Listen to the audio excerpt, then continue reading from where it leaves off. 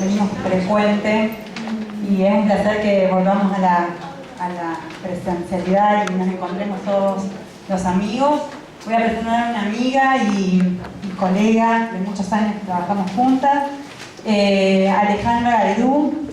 Es profesora titular de la Facultad de Medicina, donde yo me desarrollo también en la cátedra junto a ella, de la Universidad Nacional del Litoral. Es especialista en clínica médica, es presidenta de la Sociedad de Medicina Interna de Santa Fe, también a la que pertenecemos y trabajamos juntas.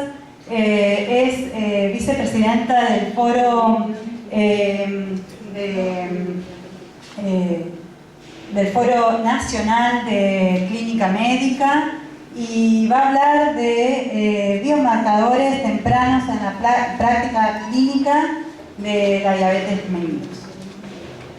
Así que la dejo con Ale, un placer escucharla y bueno, nos va a enseñar un poco de qué se trata los biomarcadores tempranos. Bueno, buenas noches a todos. Realmente es una tradición San Jorge y realmente cuando Miguel empezó fui la primera que le dije vamos. Y bueno, realmente siempre uno se siente muy cómodo acá y lo que puedo hacer es intercambiar. Nadie sabe más que nadie. Creo que a la hora de atender pacientes todos tenemos los mismos interrogantes, tenemos las mismas dudas, nos enfrentamos a los mismos desafíos todos, ¿no? Y yo digo que a medida que pasa el tiempo y uno va transitando la medicina, va encontrando que cada vez sabe menos. Por lo menos a mí me pasa eso. Y no porque necesariamente sea muy amplia, sino porque realmente hay muchos interrogantes, y esto lo tiro para los jóvenes. Hay mucho tiempo y debe estimularse la investigación. Hay muchos campos que todavía están ocultos. Hay muchos interrogantes que no tienen respuestas, que a veces nos venden enlatados como respuestas concretas, y cuando estamos ahí frente al paciente realmente encontramos que las respuestas no están. Las respuestas, la guía no entró, ese paciente no me pega, ¿dónde lo pongo? ¿Cómo hago para resolver esto, no? Así que bueno, cuando yo hace mucho que trabajo en esto, pero no en la investigación básica, y sí con la investigación básica. Y esto es lo que tienen que hacer. Este es el mensaje que me gustaría que quede en todos los jóvenes que veo acá, como para que lo que yo veo en el consultorio, lo que yo palpo, que no está igual, hay que contarle al básico, porque el básico va a seguir buscando, va a seguir viendo, y si no pega va a seguir buscando, y entonces esto es lo más interesante, independientemente de ya por el paro, etc. Bien, la diabetes cada vez afecta a más jóvenes y cada día aumenta exponencialmente su prevalencia. Esto lo conocen todos, y lo que se pronostica para el 30-35, y bueno, yo por suerte quizás ya sé.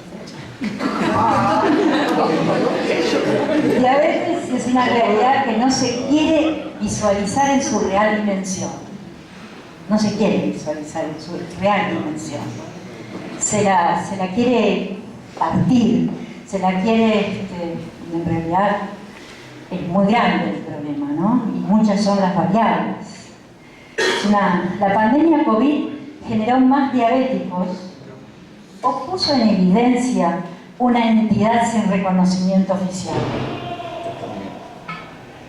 Les dejo esa pregunta. ¿Cómo podemos llegar antes? ¿Quién es el emergente? ¿Hay que buscar en la población a los emergentes? Identificando desde el ADN a quién, a quiénes, cómo buscarlo. ¿Modificando disparadores o buscando vacunas? ¿Qué será lo más efectivo? La actitud vacunatriz en enfermedades crónicas creo que es lo más importante. Encontrando biomarcadores clínicos, ¿son tempranos o estamos llegando tarde? Trabajando en identificación de proteínas, alteraciones biomoleculares, ¿cuándo empiezan esas modificaciones? ¿A dónde? ¿En quiénes? ¿Cuáles son las variables influyentes? ¿Cuál es la mejor manera de vivir? ¿Hasta dónde podemos modificar los formatos de vida? Buscando biomarcadores bioquímicos, los descritos y avalados son posibles y se utilizan en la práctica, pero ¿en cuánto podemos modificar una pandemia cuyo agente etiológico aún no está claro, cuyo abordaje preventivo es limitado y las posibilidades terapéuticas se manejan con mucha falta de cuidado?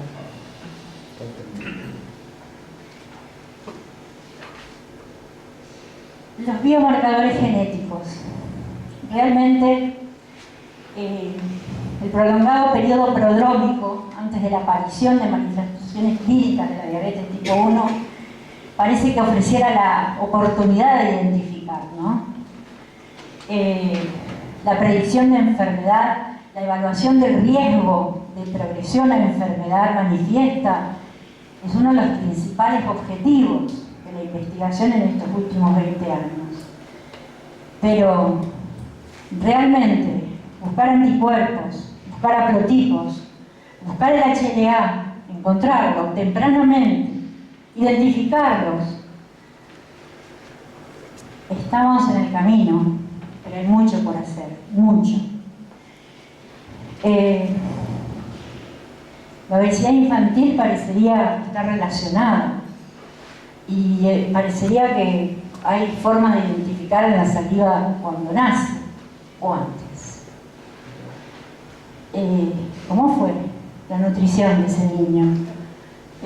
¿Dónde estuvo alojado los 9 meses? ¿Qué pasó con la influencia de su genética? Es interesante la línea de investigación de este grupo, cuando lo puedan leer y ampliar. Yo acá a 8:30 de la noche les voy a tirar fotos para que interese, profundice y bucee, como le digo a los estudiantes. Uno lo que puede generar desde acá y uno se va muy contento cuando uno dijo algo y todos se van con 10 interrogantes. Si nadie se va con interrogantes, probablemente no fue fructífera la reunión. Marcadores tempranos de riesgo y síndrome metabólico en niños prepuber. Esta es una investigación interesantísima. Es linda profundizar porque realmente este grupo sigue y sigue publicando y hay cosas interesantes. Está bueno que nos acerquemos a la pediatría en los adultos y los pediatras se acerquen a los adultos, que trabajemos en conjunto. Debemos aprender a mirar y jerarquizar otros marcadores, trabajar los médicos de adultos más con los pediatras y los pediatras más con los adultos. Parecería que hay marcadores tempranos hemodinámicos y bioquímicos para riesgo metabólico en niños.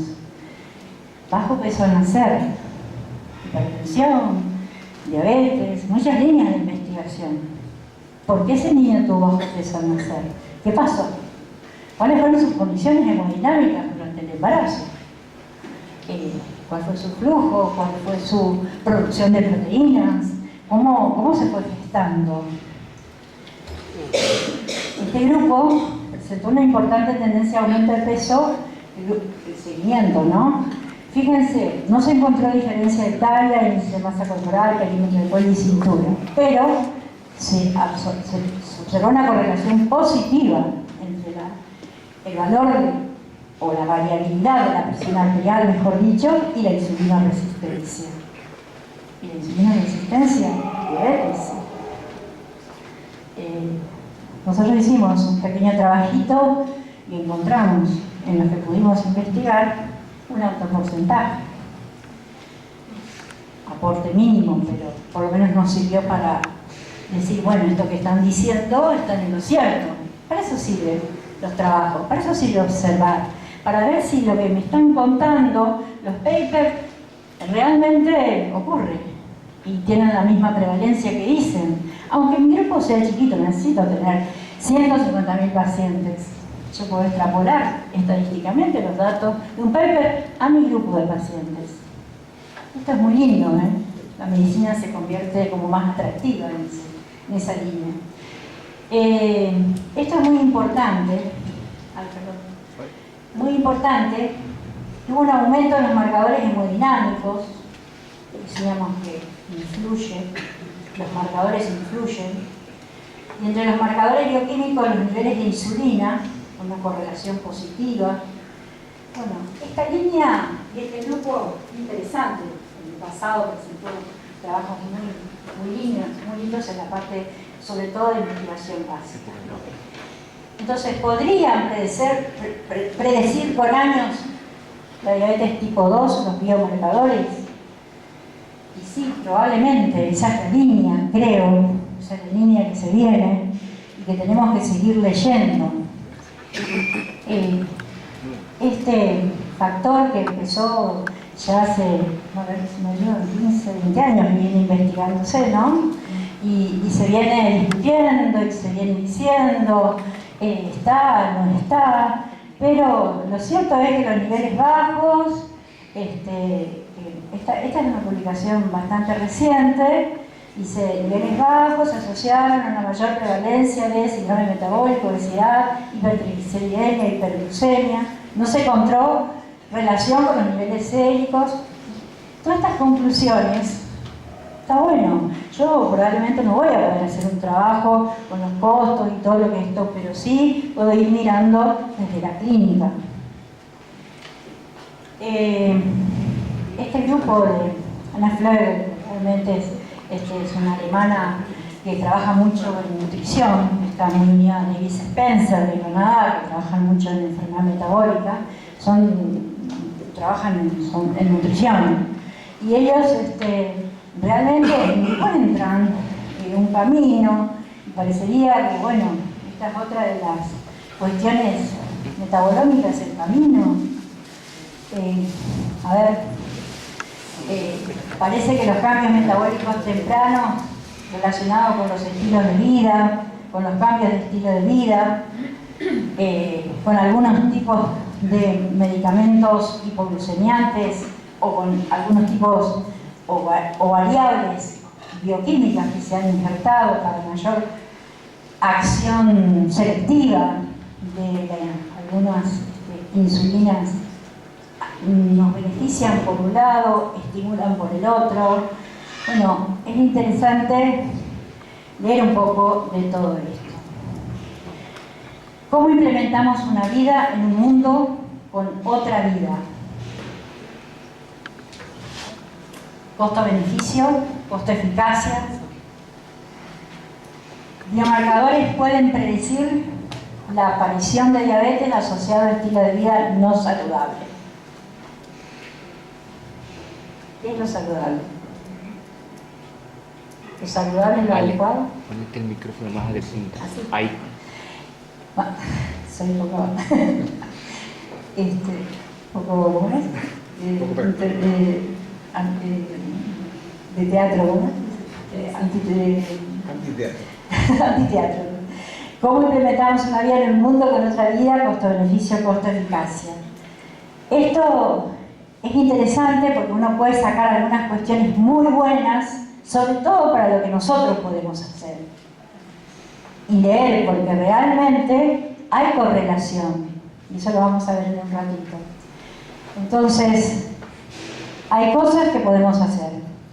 Hay cuestiones que la ciencia está aportando para el conocimiento cada día más avanzado de cómo llegar antes. Realizar intervenciones oportunas, prevenir complicaciones discapacitantes. Esto debe ser un objetivo fuerte para todo médico que esté en un consultorio atendiendo a personas.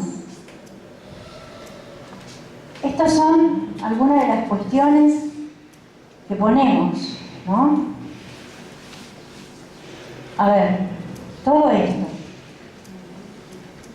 Por ejemplo, si nosotros leemos biomarcadores y vemos esto, nos vamos a dar cuenta que estamos llegando tarde. Por eso, tenemos que, los que tienen expertía, tratar de llegar al que está en APS. Tratar de transmitirle que debe mirar antes que esto. Que debe mirar la familia, que debe mirar cómo va la cultura de ese lugar, que debe mirar esto. Que debe mirar cómo viene. Porque cuando llegamos con todo esto, ya está bien. ¿Los profesionales del equipo de salud son conscientes de este flagelo? No. ¿Se realizan buenas fichas clínicas en APS? Datos, números, datos. ¿Y las variables? ¿Dónde dice cómo es la familia en una ficha de APS? En algunos grupos ya están, pero son muy pocos para el flagelo tan grande. Hay gente que ya está trabajando, pero lo que queremos es que haya más gente trabajando de esa manera. ¿Por qué? Porque estamos convencidos que porque pasó, porque es frecuente, parece ser normal. Es normal que tenga diabetes. Voy, obesidad, sí, es obeso, diabético. Yo el presidente, sí, obeso, diabético, sí, Alejandro tiene, ¿cómo? Me lo recitan como para darme el gusto, digamos, ¿no? Yo tengo el hábito de, viste que los clínicos somos medio preguntones, ¿no? Y tengo el hábito de decirle, che, tu mamá, tu papá, tu hijo, tengo mucho ese hábito incorporado. Y el paciente te mira como diciendo, ¿qué quiere saber tanto de mi familia? ¿No te pasa? Sí. Entonces yo le digo, mira, es importante... Lo que pasa también, y lo que a mí me parece más grave como docente de una universidad del área de clínica médica, que a 3 años de graduados, los médicos a los cuales le estuvimos diciendo esto, se olvidaron. Solo cuenta el paciente oncológico, el paciente que tiene dolor, el paciente, y así, derivaciones dirigidas totalmente, tac, esquemas, datos. Se importa cuántos pacientes se atienden, pero no cuántos se realmente solucionan problemas. Nosotros debemos solucionar problemas. Bien. Entonces, para un médico APS a veces es más importante cualquier otra patología que tener diabetes. Y les puedo asegurar que si hacemos un trabajo vamos a encontrar que esa hipótesis probablemente sea, desgraciadamente, real. Entonces, biomarcadores genéticos, biomarcadores socioculturales, pero el mejor biomarcador, como decía el doctor, como decía Miguel acá, historia clínica, es el gran biomarcador de diabetes. ¿Cuántas historias clínicas completas? Yo me formé al lado del doctor Fabiano y de ahí mi amor a la diabetes. Y lloré 3 días cuando llegué al hospital y las 5.000 fichas se las habían quemado cuando se jubiló, porque estaba la historia de la diabetes, porque él ponía punto y coma en sus fichas. Yo lo vi, no me lo contaron. Tenía un archivo así, grande, por abecedario, por tipo de diabetes, por edad. Se fue el doctor Fabiano y se quemó.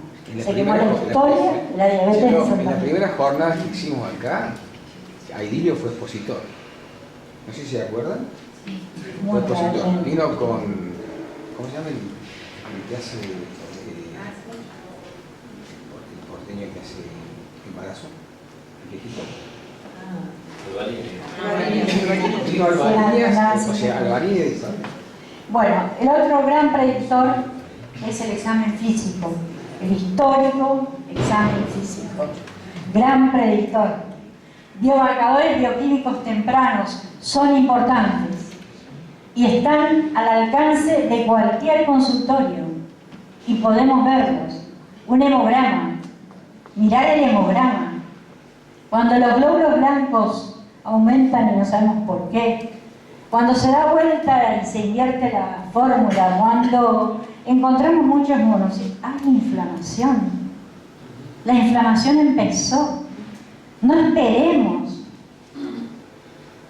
Actuemos. Pilares para el diagnóstico temprano de diabetes. Yo considero, después de 30 años de hacer consultorio, que esto es el principal pilar. Pero hay correlación. Hay cosas fáciles en el consultorio, como medir la presión arterial en distintas posiciones, como hacer parar al paciente, como tantas cosas que nos dicen tantas cosas. Ay no, si no tengo un TIL test, yo puedo tener un TIL test, y es bueno tener un TIL test, pero si yo correlaciono mi semiología con el TIL test, es mucho mejor, mucho mejor. Yo hice una vez un trabajo, ya hace casi 20 años, citamos al consultorio a los hijos de diabéticos y de hipertensos. Siempre me acuerdo porque tenía una familia que tuvo 14 hijos y los trajo a los 14. Y a todos les hicimos las mediciones. Habían 4 que eran diferentes. 4 que tenían disautonomía. 4 que les hicimos, gracias a Dios, pudimos hacer en esa época porque nos habían dado una beca de la Fundación Rueber, creo que fue, le tuvimos que hacer marcadores. Encontramos mutaciones génicas de los 14. Y así, bueno, yo lo que les cuento son anecdotarios, no son trabajos, pero les cuento que por lo menos hicimos nuestra experiencia con lo poco que teníamos. Esto es importante. En general, este trabajo es un trabajo lindo, también lindo para leerlo, bucearlo un poco. Los que fallaron en la prueba tenían mayor proporción de obesos y tenían enfermedades cardíacas, tenían hipertensión, tenían perfiles de lípidos en sangre aumentados, y la diabetes tipo 2 fue 3 veces más común en este grupo. O sea que, biomarcadores tradicionales usados para identificar pacientes en riesgo, glucosa plasmática, todo lo que ustedes conocen. Es necesario la búsqueda de nuevos biomarcadores que mejoren sensibilidad, especificidad y aumenten el valor predictivo. Esa es la línea. Estos sirven, pero a medida que transiten la medicina se van a dar cuenta que son tardíos. Son tardíos. Hay algunos cuestionamientos, hay investigaciones. ¿Qué pasa con la microbiota intestinal? Gran capítulo. Los invito a bucear en eso, es interesantísimo, porque ahí podemos entender cómo se modifican con las ingestas, con la cultura, con lo sociocultural, la microbiota. Y cómo la microbiota influye hasta el grado de respuesta terapéutica al ejercicio. O sea que la medida de ciertos marcadores, la correlación con la microbiota, y puede ayudarnos. Y hay grupos de investigación, y hoy están las redes, y yo tengo 5 pacientes que me gustaría investigar. Mando un mail a la Universidad de Rosario, a la de Santa Fe, a la de Buenos Aires, ¿dónde está el grupo que está trabajando en esto? Les puedo asegurar que hay redes para trabajar así. Entonces, correlacionar variabilidad hemodinámica, variabilidad absortiva, variabilidad estructural corporal, variabilidad circadiana, agresividad, variabilidad de agresividad. ¿Por qué unos diabéticos se enferman más que otros? ¿Por qué si son iguales parece que son un calco y no tienen la misma evolución. Porque este responde a esto y este no. Porque cada paciente en un libro es una mejor biblioteca que una sala. Eso me decía Mario Carlos. Variabilidad, esto coincide con también variabilidad de marcadores. No tenemos las mismas combinaciones de marcadores, no tenemos las mismas asociaciones. Ya van a ver que nosotros con esto no es tan difícil en un consultorio, todo esto. Y fíjense cómo podemos ir correlacionando, cómo podemos ir escribiendo la historia. Y a veces solo pasa por acá, no la autorizaría, pues no, si no tiene diabetes, no, tenés que tener 350 para que yo te autorice lo que... Si no tenés 350, yo no lo autorizo. Y los auditores, nosotros hicimos un curso de diabetes en la facultad, yo siempre cuento, en la facultad de Santa Fe, está Paula acá, directora, y Dani Tófolo, y al lado estaba el de auditoría. 75 en el de auditoría y 7 en el de diabetes. Frustración total. Todos preferían ser auditores. Hasta que tuvimos un alumno auditor. Hasta que tuvimos un alumno auditor. Rompimos la racha. Bien. Escúchame, Doc, en la práctica clínica usamos la PCR ultrasensible y la eritro. Exactamente. Y no, que no tenemos otra cosa. La eritrosedimentación sigue siendo, aunque sigue siendo importante. Fanático del eritro y de la PCR ultrasensible, lo hablaba con Carlito Sabatini una vez, y él me decía, ¿por qué a veces me pedís PCR solo y a veces me veis ultrasensible?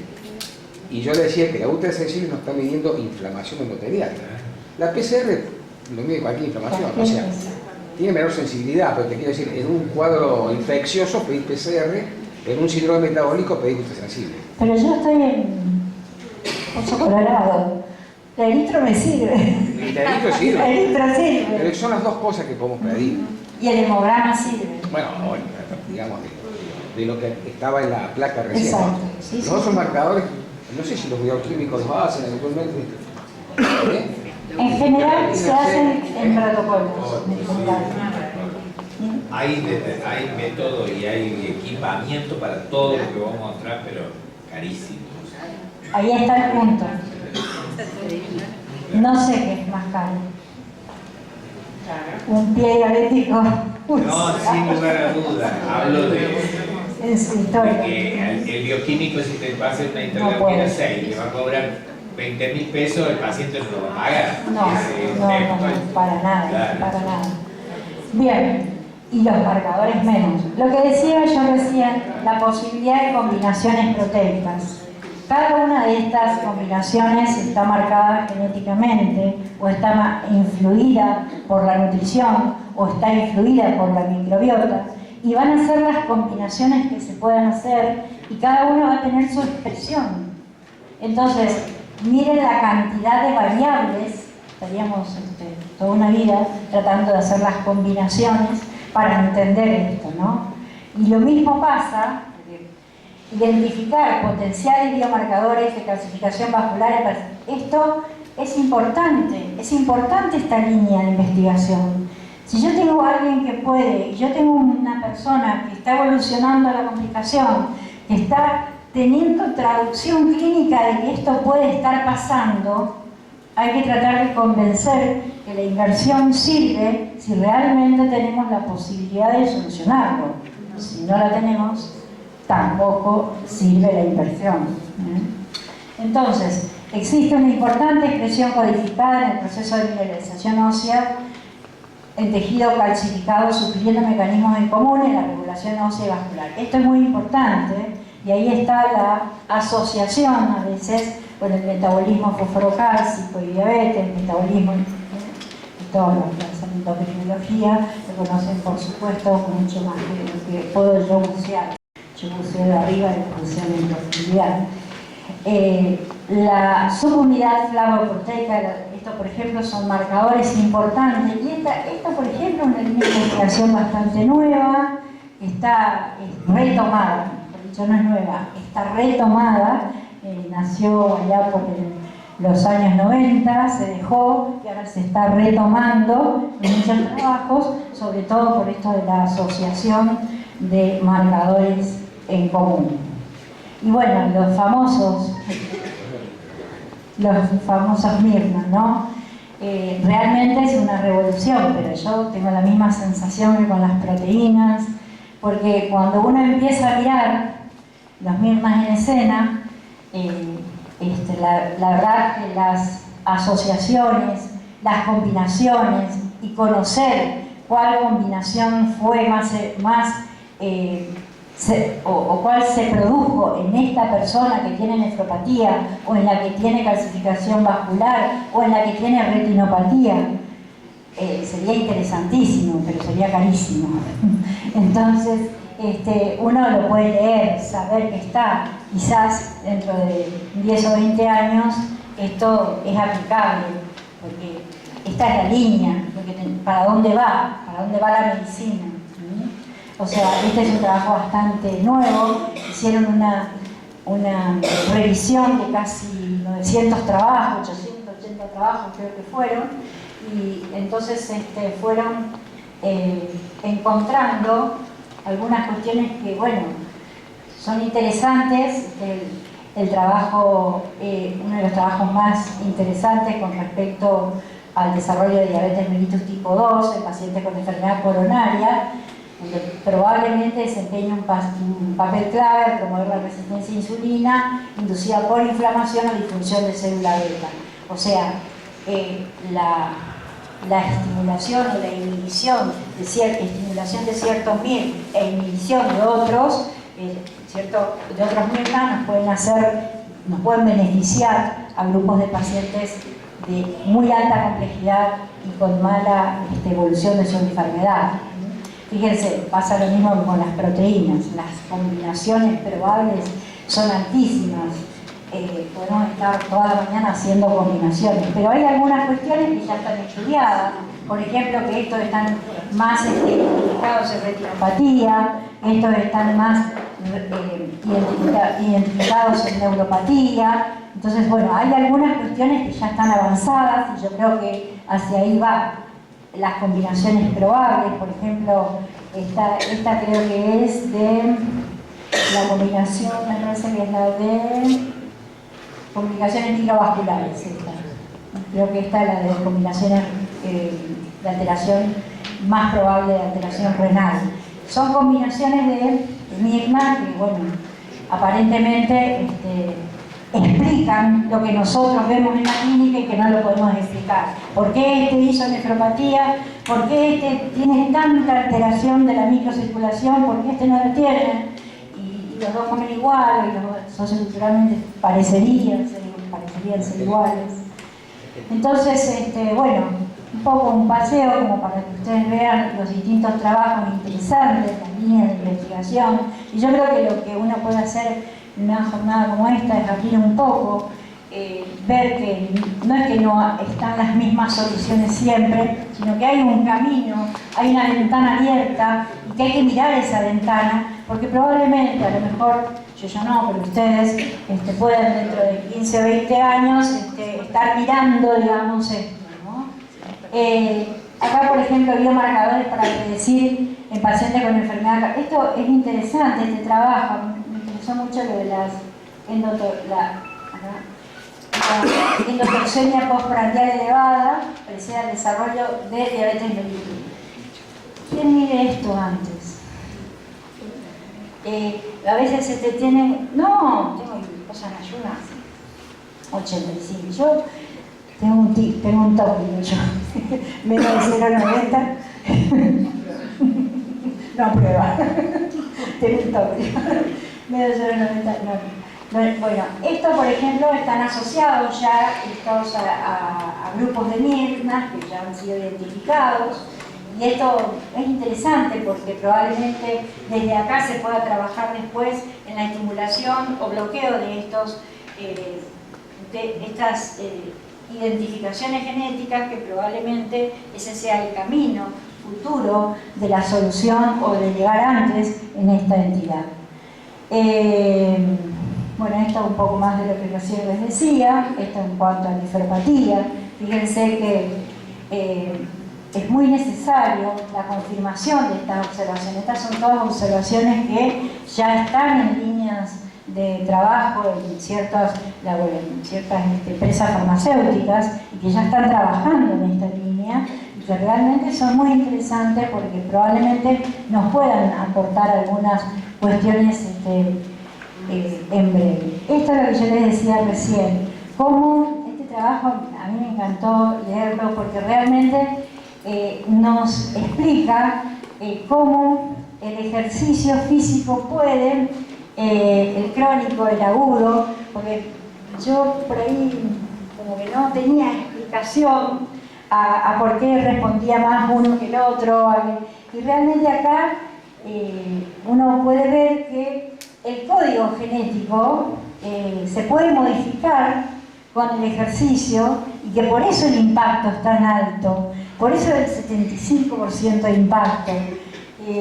Si vemos esto, fíjense la respuesta al ejercicio anaeróbico agudo o al aeróbico, cómo modifica, cómo aumenta los mirnas de inflamación o disminuye. Esto realmente, si uno lo pudiera tener al alcance y pudiera medirlo, sería como muy interesante poder, si uno en la clínica por ahí lo ve porque por ahí el paciente empezó a hacer bien las cosas y a los 3-4 meses uno como que llega al consultorio y lo ve desinflamado, digo yo, ¿no? Está como deshinchado. Yo, por ejemplo, que hago medicina hospitalista, los pacientes se diagnostica diabetes en la internación y vienen todos rojos, calientes, 3, 12, y a los 6-7 días están con el plan de nutrición y es como que uno pasa a lo mejor a la sala y no los conoce porque se deshincharon, digamos, ¿no? Se desinflamaron, ¿sí? Y eso es bastante visible en la clínica. Bueno, esto también muy interesante. Sabemos lo que cuesta en algunos pacientes con úlceras, la cicatrización de las heridas, el tiempo, la calidad de vida, cómo les cambia la vida con esto. Y bueno, parecería ser que hay una ventanita abierta para poder modificar desde la genética o desde a lo mejor algún fármaco modificador de los niveles de mirna que pueda cambiar la historia, ¿no? Esto también es una de las cuestiones. Este trabajo es un trabajo muy interesante que China, sobre todo Corea del Sur, no tenía diabetes y después de la globalización y de los intercambios empezaron a tener. Entonces es interesante la genética de los orientales y cómo modifican su microbiota y cómo alteran o estimulan, digamos, los mirnas. Es muy interesante. Bueno, esto también a nivel así como de información, los mecanismos, cómo modifican también las respuestas farmacológicas, porque este paciente responde mejor a este fármaco y este no. O sea, también tiene sus polimorfismos genéticos que son determinantes de una respuesta adecuada o inadecuada, no solo en la prevención, sino también en el tratamiento para que sea efectivo y prevenga complicaciones. Siempre es prevención, ¿no?, de complicaciones mayores.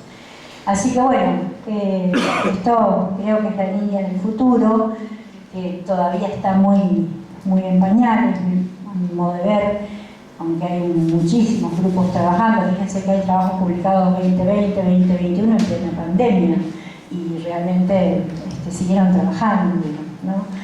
Hay muchos que el COVID como que tapó todo, ¿no? Pero hubo un submundo que siguió en investigación y ciencia. Así que, bueno, esta es una revisión sistemática muy interesante, que bueno, es linda como para aplicarla, leerla con detalle, tiene algunas cuestiones muy interesantes. Este es el trabajo que seleccionó casi 900 trabajos de metaanálisis y de esos seleccionaron 4. De todos esos, creo que fueron 800 trabajos, seleccionaron 4. Esto salió publicado hace poco. diciembre, creo que fue del 21 o del 22. El trabajo interesante es el estudio de Reiner, que tiene algunas cuestiones muy interesantes con respecto a la concentración sistémica no representa la concentración pancreática. El trabajo de lectinas es muy interesante porque derriba algunas cuestiones y pone en cuestionamiento otras con respecto a las lipolectinas y a las hepatocinas. Este trabajo finlandés de Fiselova es un trabajo muy interesante con respecto a la asociación de los niveles y la disminución de glucosilación y la disminución de la secreción de insulina y aumento de los niveles de glucosa. Esto, lo más interesante que tiene es la posibilidad de mejorar la complicación de la diabetes tipo 2 más importante, que son los eventos cardiovasculares, ¿no? También este trabajo de es un trabajo, este trabajo es lindo para leerlo el que tenga tiempo, porque la asociación de leptina y diabetes mellitus no está solamente mediada por la insulinoresistencia, sino tiene que ver con la obesidad, pero no todo tiene que ver con la obesidad, y tiene que ver mucho con los marcadores, o sea que, y esto también, tener en cuenta que nosotros si tenemos un paciente con estas características, nosotros podemos a lo mejor ver la leptina no es tan cara, y podemos a lo mejor hacer alguna línea pequeña. El estudio de Weber también es un estudio muy interesante, porque va marcando, digamos, incluye a los diabéticos tipo 1, los otros son todos casi de diabetes tipo 2. Bueno, esto es muy importante. El riesgo de diabetes mellitus se asocia fuertemente a altos niveles de citoquina inflamatoria, esto lo sabemos todos. Siempre la presencia del factor de necrosis tumoral resulta en una mayor inflamación vascular y la asociación con la progresión de la patología. Es muy raro que el paciente se estabilice teniendo... Yo a veces pienso, a los pacientes con cáncer se les autorizan todos los marcadores, y el diabético es muy difícil lograr que a lo mejor uno, teniendo toda la fundamentación desde la bibliografía, pueda lograr cerrar realmente o comprobar algunas predicciones que pueda tener desde la clínica, ¿no? Bueno, para finalizar, los biomarcadores tempranos son el camino para el futuro de la diabetes. Yo no sé si de acá hay alguien que no está convencido de eso. Creo que ese es el camino que tenemos que ayudar desde la clínica a la clínica básica y tratar de aportar datos que puedan ser tomados y puedan ser analizados en profundidad. Y bueno, son los jóvenes investigadores los dueños de encontrar las soluciones tempranas por medio de la investigación translacional. Muchísimas gracias.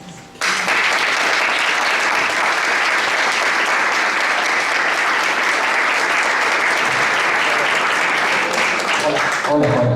Hay muchos bioquímicos, no, creo que es clarísima, pero lo que más o menos para los bioquímicos aclararles de que el paciente diabético con una cuestión genética, individual, son todos distintos. Entonces van a responder a la se llama farmacogenética, se van a responder a un medicamento de una forma distinta. Y vos decís, ¿por qué? Le dan el mismo remedio a Juan y a Pedro y este va bien. Bueno, eso se llama farmacogenética, lo acabo de decir. Y otro son las complicaciones que tienen que ver con la genética. Hay pacientes que hacen, se hacen ciegos, otros se amputan, otros renales, otros hacen un infarto, y eso tiene que ver con la genética individual. Cada uno, por eso siempre decimos que el paciente diabético es un traje a medida del tratamiento, porque los pacientes son todos distintos. Un poco eso, ¿no? Yo creo que el rol del bioquímico en el equipo de salud, a mi modo de ver, un bioquímico que le interese trabajar en el tema es muy importante. Porque tiene la posibilidad de ver cambios moleculares tempranos, a veces esto que, ¿por qué decantó? ¿Por qué hay tanto? ¿Por qué la inflamación la ve el bioquímico? Y a veces esto no se informa.